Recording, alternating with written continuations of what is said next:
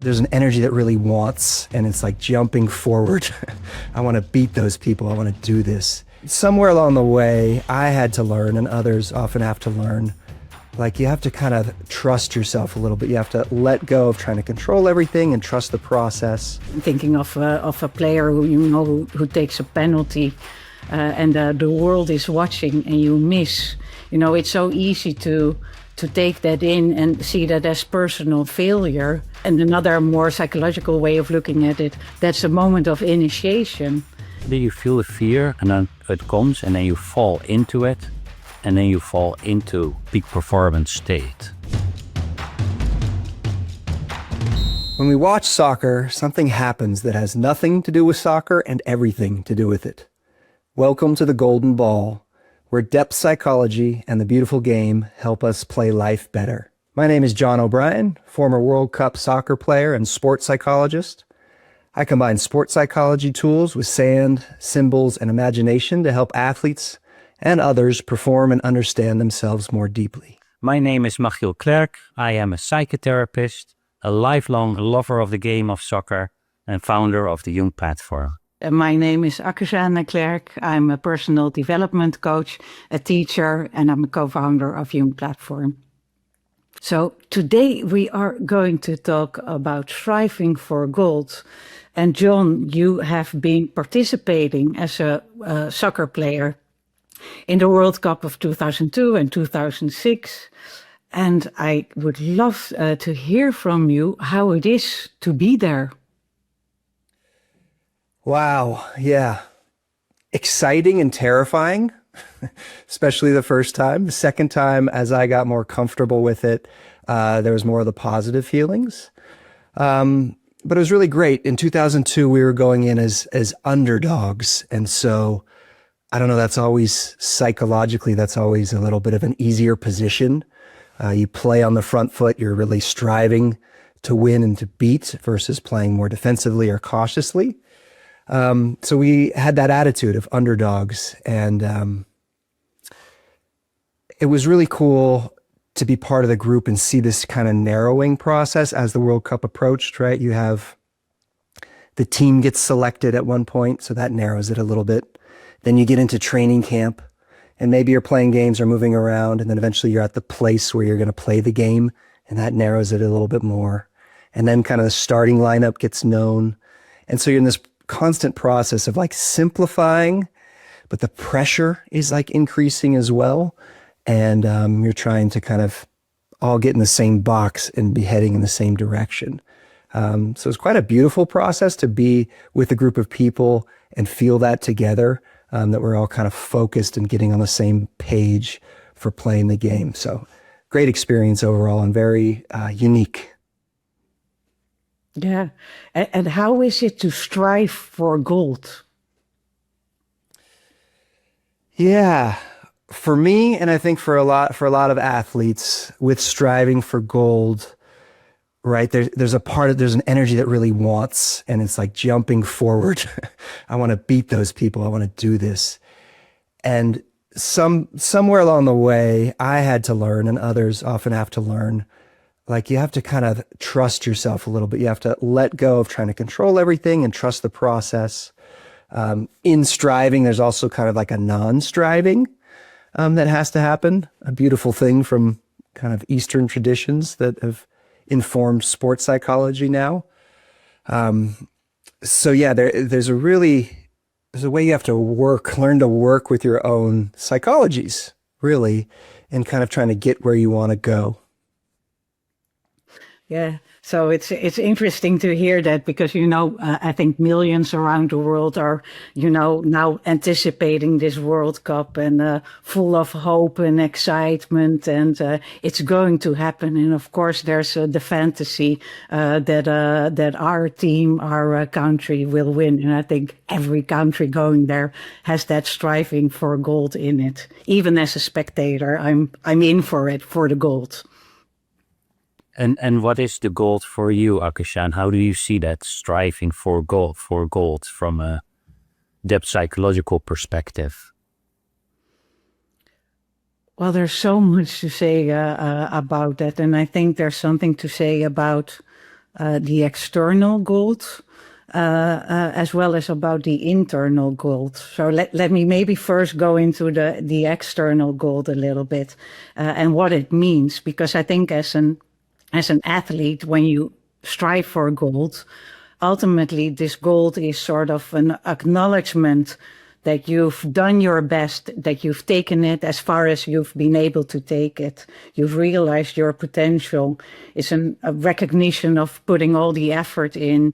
I think it's also carrying a little bit of imagination, that it gets you up maybe at 6 a.m. in the morning, and that before, as a teenager, you go to school, you do your training, and so that image is really pulling you into a direction. So that is what external gold is doing, I think, in the life of an athlete. But even, in it for me as an observer or as just supporter, there's the promise of feel good, because if the Netherlands or my country would win, there's a promise in that I'm up for exciting times, and if they would win, I feel like life is on our side, or there's trust in life. So I think external gold, or at least that fantasy of external gold, has its work that is really deep. And then, of course, there's the internal gold, but maybe you want to add first something to that external gold. Well, I think the external gold is mainly has to do with being number one. And what you describe are some fantasies of the journey towards external gold. But external gold is being the best, and in the World Cup, the best in the world. And that at one hand has an appeal. We also know that this time 48 countries go. Not all of them will be playing for gold. I dare to take a bet on that Curacao is not going to win. So, but they have a great time being at the World Cup, of course. But I think external gold is a bit of a literal idea of gold. You have what you call the internal gold, and the external gold, I would say, is also the literal gold and the symbolic gold. And the literal gold is getting the golden ball, or and the more symbolic version is the realization of your own potential. And you can realize your own potential also by being Curacao and maybe not going past the group phase and still win the internal golden ball. But more to say about that, I just want to check in with you, John. But how you see this play out in your life, in the athletes in general? Yeah, I love this kind of contradiction of external and internal, and this kind of movement that athletes, people in general, might do between the two. In my sports psychology practice, I often ask athletes early on, like, why do you play soccer? Let's get clear on that. And like, don't try to just answer quickly, like really sit with it and try to know a little bit, like, why do you play soccer? And I think this helps anchor them, right, in their own sense of like value, what matters to them, and kind of cut out distractions. And in that, in defining it, it also helps them work towards like competence or excellence at what they want, where they're not, again, pulled in different directions or pulled by the external to act differently in some ways. I think what you do there, John, is asking them what is their goal, what is their highest value, so that you can tease out what do they consciously and unconsciously try to achieve. Yeah. And differentiate, right? Like themselves versus society that has its own pull for things, right? Like, let's get a little clear on what matters to you. And so we can anchor you in that, and you can work towards that. And when you have failures, right? Curaçao's not going to win the World Cup. Like, you could still have pride and know, like, hey, I I tried to do what I wanted to do, and maybe I didn't get the outcome I wanted, but the process was there, and I can be proud of that. Yeah, and I think we slowly get into the inner gold, or there's so many ways, of course, to describe that. It could be something like the realization of the full potential, or to give expression to something your own authenticity, or something real, or you're giving expression to your own nature or your values. How would you describe it? So when we look of what the psyche says, because the psyche itself produces images of gold. And you can see that coming back in fairy tales and mythologies, even religions. And it's always an expression of something of supreme value, the highest value. In religions, it has to do with the divine. And so it is something that autonomously happens also in dreams. Gold shows up. And so it has something to do, or in Jungian psychology or in alchemy, with the realization of your own deeper potential. And how do you do that? How do you connect with something in you, your own being, and give expression to that? And that is the symbolic gold, the inner gold. That's great, Michiel. Thanks for that explanation. And there's a way, right, when people are connected a little bit more with their inner gold, it motivates them, right? Sometimes I see athletes who are, not feeling motivated anymore in their sport. They're frustrated for certain things, right? They're not energized. They're not in touch with their authenticity around it, like what matters to them. And so I think that's such an important part to sports psychology work and psychology work, is kind of learning to be in touch, and especially what depth psychology's brought us, like ways we get in touch with things that really matter to us, that give us some form of life. Does that fit for you, Akke-Jeanne? Yeah, definitely. And, I think another way of putting it is, do we show up for the things that really excite us? And do we give expression to it? And I was thinking about a coaching client who used to be an athlete when he was young. Was really sort of the high potential in youth tournaments. It was always he was always pointed to, like, oh, this is the one with potential. He was a soccer player, but then around 15 he got a knee injury, and so he had to quit doing sports. And next he found a profession and started working in financial in finances, and he really enjoyed it. And again, there, he had sort of the similar story of being identified as the high potential. And so he was promoted all the time. And in a way, that is also a striving for gold, right? Like getting somewhere in a place in a career where you feel that you can express yourself most fully. Except for this particular client, realized the moment that he got promoted again for the so manyth time, that he didn't get that sense of fulfillment that he used to get. And so somewhere down the line, he lost connection with his inner gold that was really, that gave him the possibility to really express himself in the work. So I think that is really, I thought that was an interesting story, because it speaks so much to what we're talking about. Yeah, so how to find your own gold and give expression to that.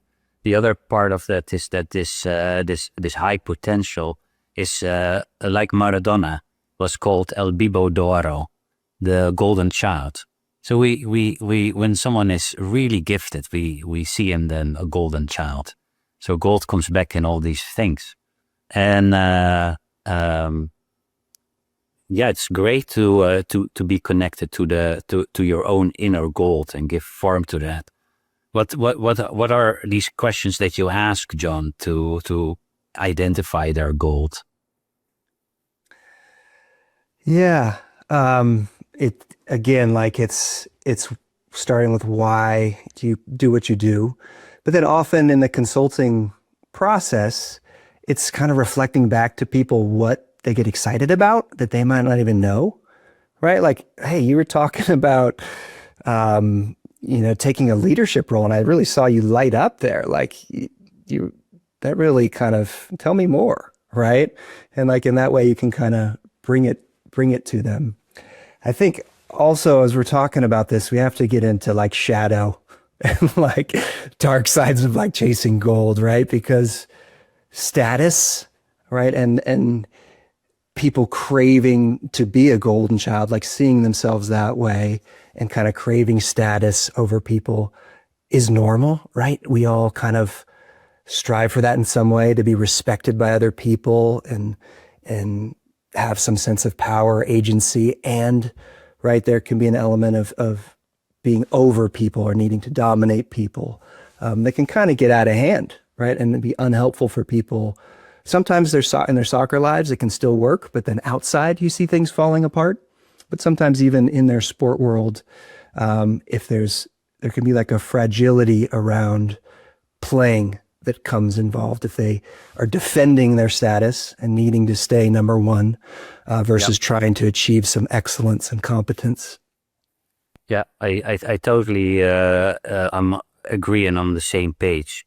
And I think therefore this perspective is so valuable for the athlete or any form of performer, or in regular life. It's the same with the musician, or if you need to do a presentation, or just how you live life is this perspective. And if you need to win to feel good about yourself, or you imagine that being number one will protect you from not having to be vulnerable, or that it gives you status, it negatively influences the way you will play the game or how you will play life. You cannot be as good as when you connect to your inner gold, which has the tendency to generate, if you are really that good, the outer gold will be an expression of realizing your inner gold. And in depth psychology, they always look at mythologies. You see the mythology of King Midas, that Greek king that was had already a lot of things, had a lot of gold around him, was counting coins, and then was able to do a wish. And he wished for whatever he touched would turn into gold. So that is metaphorically, whatever I do becomes the best. The striving for the external status, and the mythology warns that actually that's going to make you miserable. And he was lucky that he contacted the god Dionysus and was able to get rid of this Midas touch, and came in touch with his own inner state, and that generates the best way of being in the world. Yeah, Yeah. I see that too. Like when that inner worth is equated with achievement, if the achievement doesn't come, it's almost like, does that mean that worth cannot come?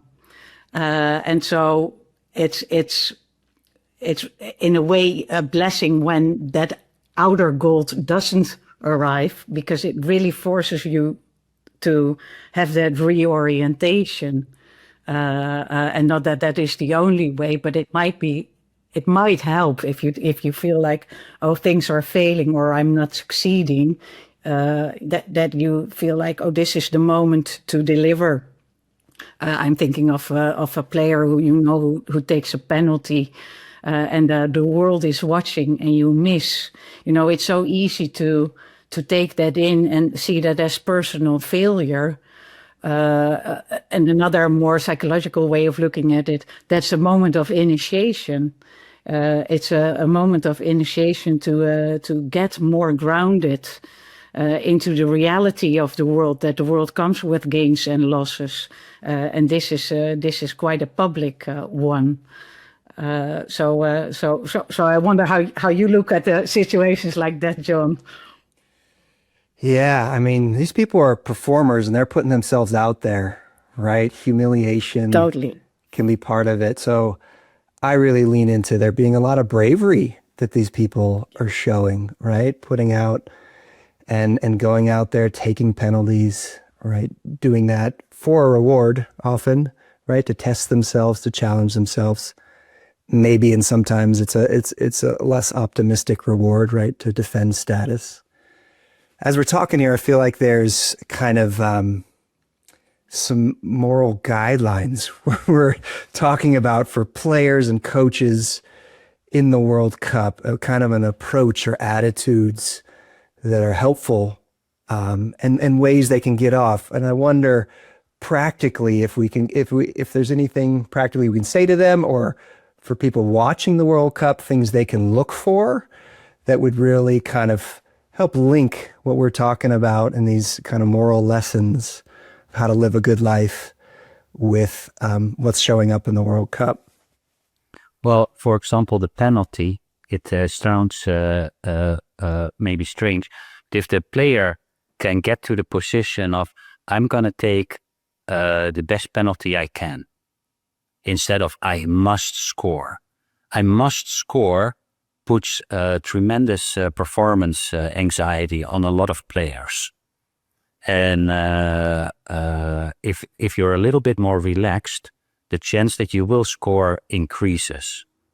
And so if you can go to the place of I'm going to bring out what's in me, I enjoy being here, I enjoy the ability to take a penalty, I'm going to take the best penalty I can, you're more likely to get in that flow state or in a peak performance state. High pressure on I must score, I must win, I must have status generates anxiety, performance anxiety, perfectionism, and they're all corrosive to these flow states that our athletes and people in every aspect of their life are the best states to perform. Yeah, and related to, I think that is really like you really need to practice a lot to let go on the moment of the game. It doesn't go without any practice. I think it's the same when I have to deliver a talk. I really prepare for the talk, and then the moment I have to do it, I let go because you never know how other people are in the same room as well. And one of the other things is to look at the relationship one has with fear. At the moment of performance, because a conscious relationship with fear would be helpful. Otherwise, it might be creeping in. And I like what Nelson Mandela said in this respect about fear, that courage is not the absence of fear, but moving forward despite of it, or something like that. And I think I like that so much, because I think all of us will have our moments of fear that we have got to do something, and either we feel our heart pounding or we do something that excites us, but that also is really intimidating. But having the courage really means to acknowledge the fear is there and still going forward. So that is accepting that fear is there rather than fighting or feeling like fear shouldn't be there. Yeah, that's great. And one thing that makes me think of is after the event, right? I think some of the fear often is because it attaches to your identity, right? I'm a failure if this happens. We get involved in that. We don't see ourself as contextual. We're always changing. We're always learning. So this idea of the growth mindset, I always think of with athletes like, okay, what worked? What didn't? What would you try next time? And helping athletes not take things so personal, right? Give yourself permission to just be, a self in process. We're all learning. We're all growing, and give yourself permission to that. I mean, the psyche in some ways just wants to jump to clinging and identifying in certain ways. And that can be a trap and unhelpful for people. Yeah, I so love that, giving yourself permission to live your own life, right? To really go after the things that really matter to you. To give yourself permission is really fundamental, I think, in in trying to strive for gold, for that inner gold. Yeah, failures belong to it, and that fear part too. I think you had a very good point, Akke-Jeanne, that fear is the entrance ticket to creativity. And so you cannot get really creative, really your own best self. And in Dutch you have this nice term, wedstrijdspanning. It would translate in English as game tension, but I don't think it's a term in English. And game tension just means that there's a certain amount of tension / fear that's necessary to perform well. And flow studies indeed indicate that your skill level needs to be somewhere at the level what you're gonna do. So if you've never done a presentation, you might be a little bit more you might be really fearful. If you don't, if you on the training missed every penalty, and then you're gonna take the penalty at the World Cup, that's not gonna work well. But if you did really well at the training, you have the skill set, and then continue to be embodied, continue to have, and there's many ways to do that, but some form of breathing and then you allow fear to be there. You don't have to say, oh, I'm not fearful. That actually stiffens you up. Then you feel the fear, and then it comes, and then you fall into it, and then you fall into a peak performance state. I don't know if you recognize some of that, John. Yeah, absolutely. Absolutely. That all makes a lot of sense. And I think tying it into watching the World Cup, right? You have to think of the challenge for the athlete. And I'm thinking of the term boundaries, right? Like in some ways you have to not be paying attention as much to what everybody else might want or might need or what's going on, and kind of and block that out. And trust yourself. So there's a way you have to kind of let yourself be there in the moment, trusting yourself enough to do it. And I think for watching it, I'm really curious for people watching it if they can see like, oh, that athlete's kind of seems comfortable. Yeah, they have some wedstrijdspanning, some tension, but they're comfortable and they're kind of trying it. And then at times where it might go towards arrogance or a little bit of, right, in some sense, the athlete trying to push away. I think that's often what arrogance is, right? It appears to people, oh, they're arrogant, but they're trying to push that away, kind of their ideas of what other people might think about them, or even the criticism themselves, trying to create a really rigid boundary, right? So I'd be curious if people can notice that when people have maybe a solid boundary and there seems like a good, healthy trusting, and when it's maybe a bit rigid, maybe if it's a coach in a press conference or a player where it seems like, oh, they're kind of getting real rigid. By that, I mean, they may be tense. They're talking in short terms. There's kind of an anger and a pushing away energy that they have, because I think that can be symbolic of when it's a little too much for them to handle and they're trying their best to manage the tension. Yeah, and in a certain way, in line of what we talked today about, is they're too much attached to the outer gold and slightly disconnected from the inner gold. And that creates the tension, the arrogance, the strive for perfection, the inability to be vulnerable, which is the doorway to creativity.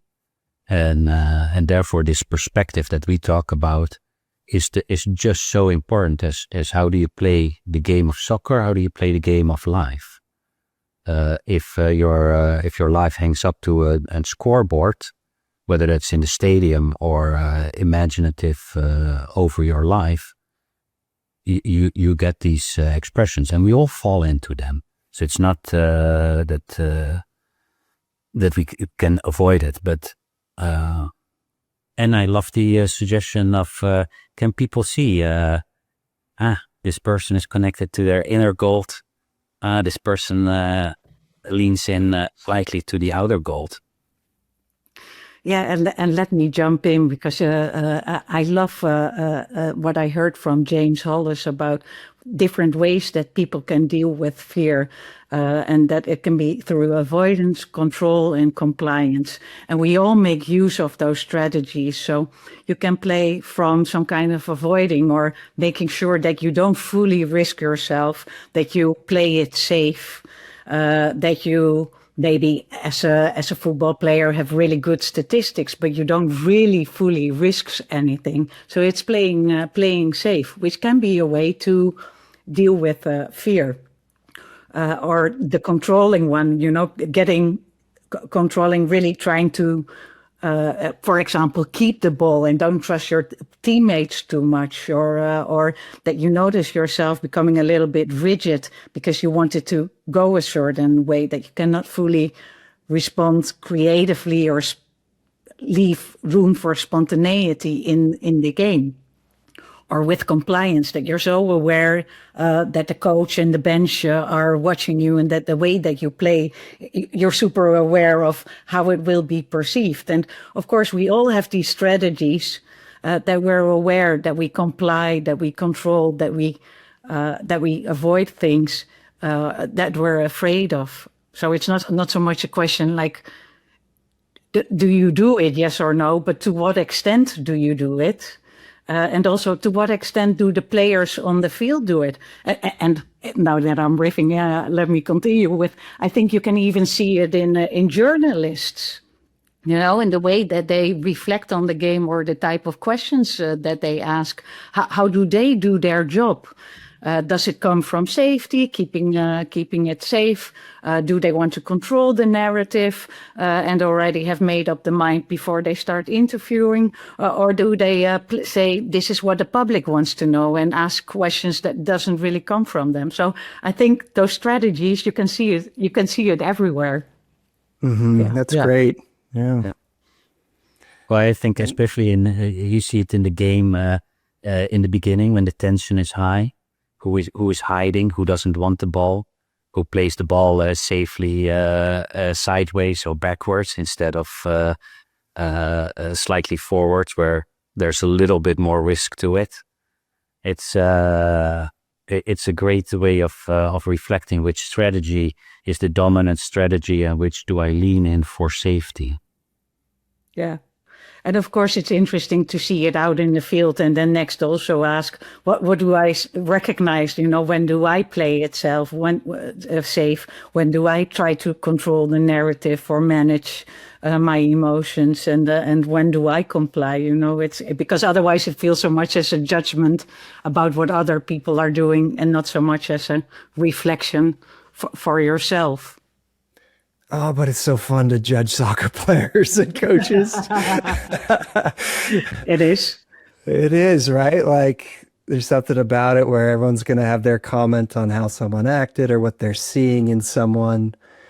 I like how we're kind of talking from the athletes and maybe the coach's perspective with some empathy here of, right, these young men and the older men if they're coaches. And when the Women's World Cup comes along, young women, and how they're trying to manage these psychological pressures, right? And doing their best to figure it out. And it's really coaches' jobs, other people's jobs, older adults to kind of help guide them in ways to live a good life. Yeah, and some of these things are so counterintuitive, such as the public in the stadium comes last. You need to focus on you playing your best game. The moment you start thinking, all these people are here watching me, most people will tense up to the degree that they lose the ability to connect internally. And most soccer players talk about their performance goes down if they think about the audience. Once you're in the flow and you're really stable in that state, your ability to think about other things increases, but you first need to get a really stable flow state, and when you're young and you're not grown up in a culture that teaches you these things, it's very easy to get lost in the externals. Yeah. Yeah, I think of that in sports psychology terms as like a reset. Does someone have a reset tool? And awareness. Do you have awareness of, oh, I'm thinking about other things? Okay, what do I need to reset? Usually there's some breath work. There's maybe a mental cue, what you need to focus on. Really important skills that often are kind of people pick up. Athletes just kind of pick up in the environment. A coach says something, they read something.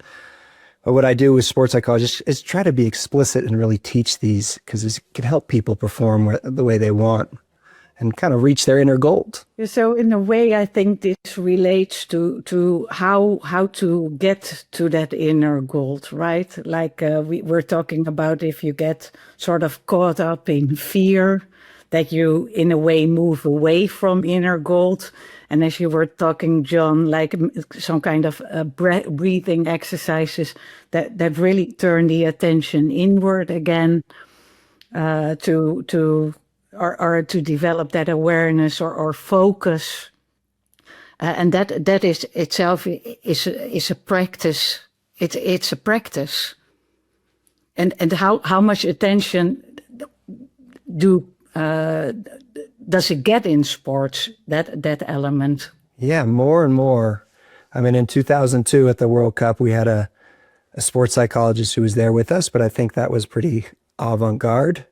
And more, it's becoming more common that there's like, hey, this is stuff people can learn and is real valuable. Yeah. Yeah, I think the U.S. has over time been better at thinking, how do I become my best version of myself, and what kind of tools are available. Some other countries, like the Netherlands, used to have a bit of a resistance to the psychologist or the mental coach, as if there's some illness. And this is not about illness. This is about how to bring out gold. And the sports psychologist or the depth psychologist is trying to help a person achieve that. And the interesting thing of this inner gold is that inner gold is already present. It's not something they have to make. These fairy tales, they talk about like the princess and the golden ball. Princess plays with her golden ball at the well, and then a slip, a stumble, and the golden ball falls into the well in the water, and it's gone. She cries. A little frog shows up and says, "I can help you get the golden ball back. Yet, and I want to eat from your plate and drink from your cup and sleep in your bed." And she says hastily yes to it and gets the golden ball back, and the story continues. And at the end, the frog shows up at the castle, and then turns out to be a prince. Yet the one of the things here is that people already have this golden ball in the beginning. The talent is already there, or one's own being is there, and how to relax back and get access to the being that is present for all of us, and then you really live in the moment. Then you are. This will be close to the idea of the Zen of soccer. You know, we had these books with the Zen of motorcycle and the Zen of this, but the Zen is really living spontaneously in the moment, from the moment, being in action, and this perspective gives a directional way of how to get there. And then there are all of these little techniques, and they differ a little bit for people, but there are some broad categories that we can get in touch with this. And of course, skill development needs to happen, but basically the gold is already present. Yeah, I like that, and still it doesn't. It still means you need to develop the talent, right? Like talent itself isn't enough. You've got Malcolm Gladwell who said you need to put 10,000 hours in. So when the talent is there, you still have to put the effort in.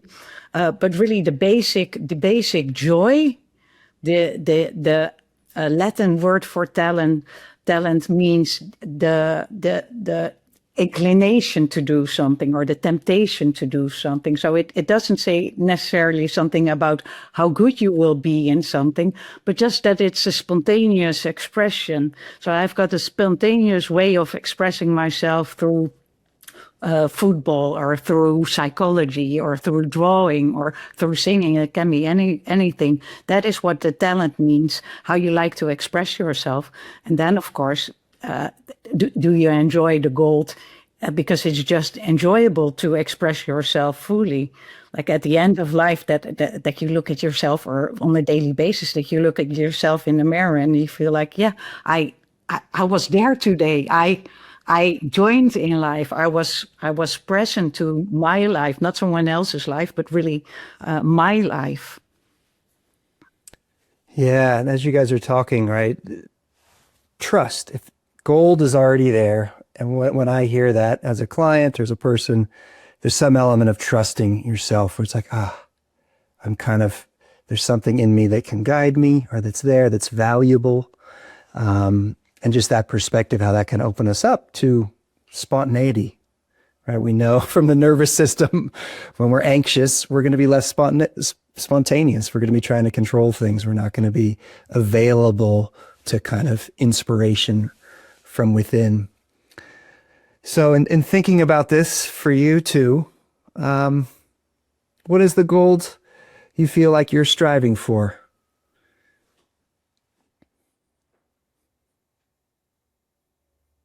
Well, for me, it has really to do with this ability to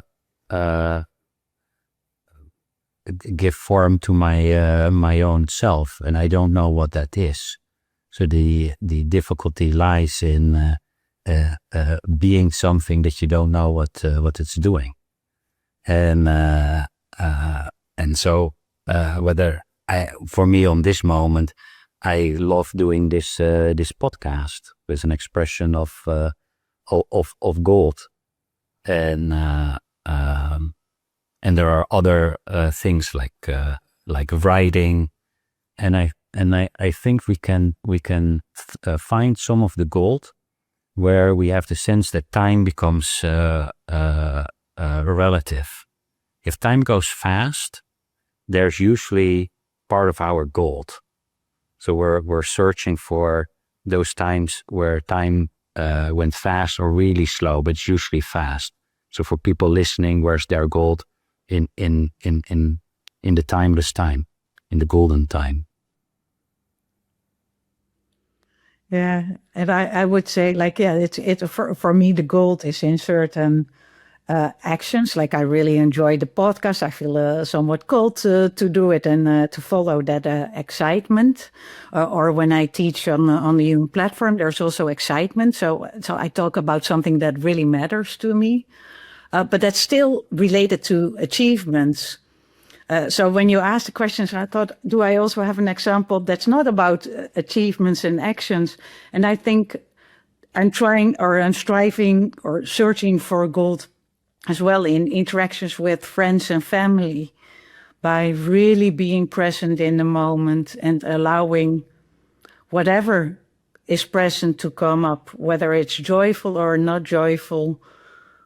But what's really there, that can come up, that I can be present to it and respond really in the moment to what's actually there. That is sort of the gold on a daily basis. How And about how you? about you, John? Yeah. Yeah, I find it difficult to answer without it feeling too abstract. Like, you know, something about it doesn't feel comfortable to me when it's like all internal, right? In some ways, with soccer players, they have something external that kind of orients them in a way. And I think we need that, right? This internal, external kind of back and forth. In terms of my own personal development, the work I do in this podcast, right?